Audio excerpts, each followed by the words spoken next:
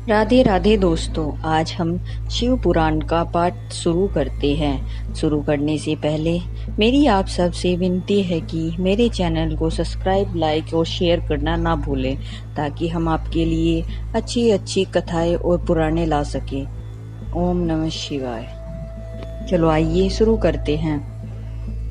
राधे राधे दोस्तों, आपका फिर से स्वागत है मेरे YouTube चैनल राधे श्याम में। आज हम आपको आगे की कथा सुनाते हैं। इंद्रदेव का वहां आकर वरदान देना, उनका वरदान को ठुकराना और अग्निश्वर लिंग की स्थापना और महत्व। चलो आइए शुरू करते हैं। जिनके कारण आज मैं करते कृत्य हो गया हूँ। नारद जी कहते हैं, मुने इस प्रकार अज्ञानंद मृद रूपी रसो द्वारा पारण करके ग्रहपति ने शुभ दिन में सर्वहितकारी शिवलिंग की स्थापना की और पवित्र गंगाजल से भरे हुए 108 कलशों द्वारा शिवजी को स्नान कराकर ऐसे घोर नियमों को स्वीकार किया जो अकृतात्मा पुरुषों के लिए दुष्कर थे। नारद जी इस प्रकार एकमात्र शिव में मन लगाकर तपस्या करते हुए उस महात्मा ग्रहपति की आयु का 1 वर्ष व्यतीत हो गया। तब जन्म से 12वां वर्ष आने पर नंदी जी के कहे हुए उस वचन को सत्य सा कहते हुए व्रजधारी इंद्र उनके निकट पधारे और बोले, विपर्व, मैं इंद्र हूँ और तुम्हारे उस शुभ व्रत से प्रसन्न होकर आया हूँ। अब तुम वर मांगो, मैं तुम्हारी मनोवांछा पूरी कर दूंगा।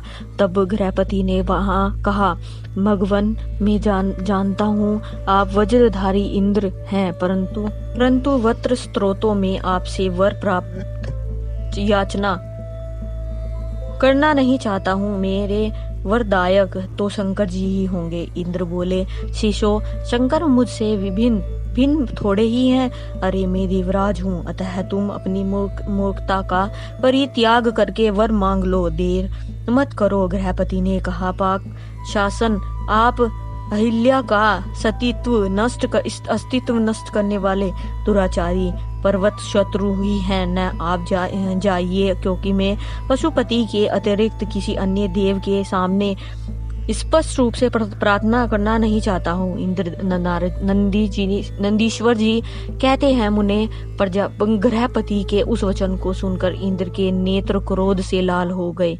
वे अपने भयंकर वज्र को उठाकर उस बालक को डराने धमकाने लगे। तब बिजली की ज्वालाओं से व्याप्त उस वज्र को देखकर बालक गृहपति को नारद जी के वाक्य स्मरण हो गए।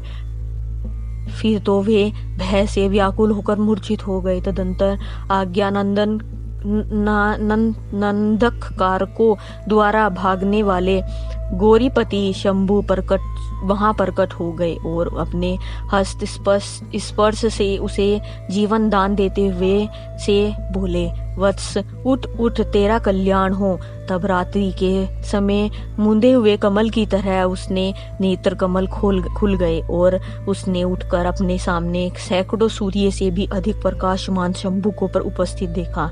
उनके ललाट में तीसरा नेत्र चमक रहा था, गले में नीला चिन्ह था, ध्वजा पर वृषभ का स्वरूप दिख रहा था। वहां मांग में गिरिजा देवी विराजमान थी। मस्तक पर चंद्रमा सुशोभित था। बड़ी बड़ी जटाओं से उनकी अद्भुत शोभा हो रही थी। वे अपने आयुध त्रिशूल और आज गौ धनुष धारण किए हुए थे।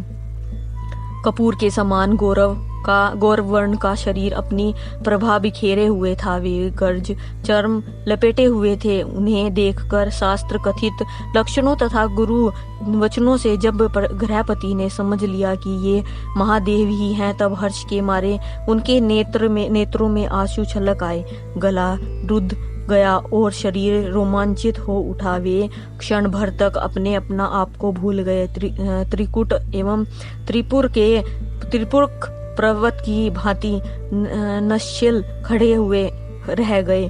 जब वे सत्वन करने, नमस्कार करने अथवा कुछ भी से कहने में समर्थ न हो सके। तब शिव जी मुस्कुराकर बोले, ईश्वर ने कहा, गृहपते, जान पड़ता है कि तब तुम वज्रधारी इंद्र से डर गए हो। वत्स, तुम भयभीत मत हो, क्योंकि मेरे भक्त पर इंद्र और वज्र की कोई कौन कहे, यमराज भी अपना प्रभाव नहीं डाल सकते। यह तो मैंने तुम्हारी परीक्षा ली है और मैंने ही तुम्हें इंद्र रूप धारण करके डराया है। भद्र, अब मैं तुम्हें वर देता हूँ, आज से तुम अग्निपथ पद के भागी होगे। तुम समस्त देवताओं के लिए वरदान बनोगे। अग्नि, तुम समस्त प्राणियों के अंदर जठराग्नि रूप से विचरण करोगे। तुम्हें दिक्पाल रूप से धर्मराज और इंद्र के मध्य में राज्य की प्राप्ति होगी। तुम्हारे द्वारा स्थापित यह शिवलिंग तुम्हारे नाम पर अग्निश्वर नाम से प्रसिद्ध होगा। यह सब प्रकार के तेजों की वृद्धि करने वाला होगा। जो लोग इस अग्निश्वर लिंग के भक्त होंगे, उन्हें बिजली और अग्नि का भय नहीं रह जाएगा। अग्निमद नामक रोग नहीं होगा और न कभी उनकी अकाल मृत्यु ही होगी। काशीपुरी में स्थित संपूर्ण समृद्धियों के प्रदाता अग्निश्वर की भली भांति अर्चना करने वाला भक्त यदि प्रारब्धवश किसी अन्य स्थान में भी मृत्यु को प्राप्त होगा, तो वह भी वही लोक में प्रतिष्ठित होगा। नंदीश्वर कहते हैं, मुने यो कहकर शिव जी ने गृहपति के बंधुओं को बुलाकर उनके माता पिता के सामने उस अग्नि का दिक्पाल पति पद पर अभिषेक कर दिया और स्वयं उसी लिंग में समा गए। तात, इस प्रकार मैंने तुमसे परमात्मा शंकर के गृहपति नामक अग्नि अवतार का, जो दुष्टों को पीड़ित करने वाला है, वर्णन कर दिया है। जो सुदृढ़ पराक्रमी जितेंद्रिय पुरुष अथवा सत्व संपन्न स्त्रियां अग्नि प्रवेश कर जाती हैं, वे सब के सब अग्नि सरीखे तेजस्वी होते हैं। इसी प्रकार जो ब्राह्मण अग्निहोत्र परायण ब्रह्मचारी तथा पंचाग्नि का सेवन करने वाले हैं, वे अग्नि के समान वर्चस्वी होकर अग्निलोक में विचरते हैं। जो शीतकाल में शीत निवारण के निमित्त बोझ लड़कियां दान करता है, अथवा जो अग्नि की स्तुति करता है, वह अग्नि के सन्निकट निवास करता है। जो श्रद्धा पूर्वक किसी अनाथ मृत का अंतिम संस्कार कर देता है, अथवा स्वयं शक्ति न होने पर भी दूसरों को प्रेरित करता है, वह अग्निलोक में प्रकाशित होता है। आज की कथा में समाप्त करते हैं। आगे की कथा आपको कल सुनाएंगे। ओम नमः शिवाय। अगर आपको मेरी वीडियो अच्छी लगी तो बेल आइकन दबाना ना भूलें, ताकि आपको मेरे आने वाली वीडियोस का नोटिफिकेशन मिलता रहे। धन्यवाद। ओम नमः शिवाय।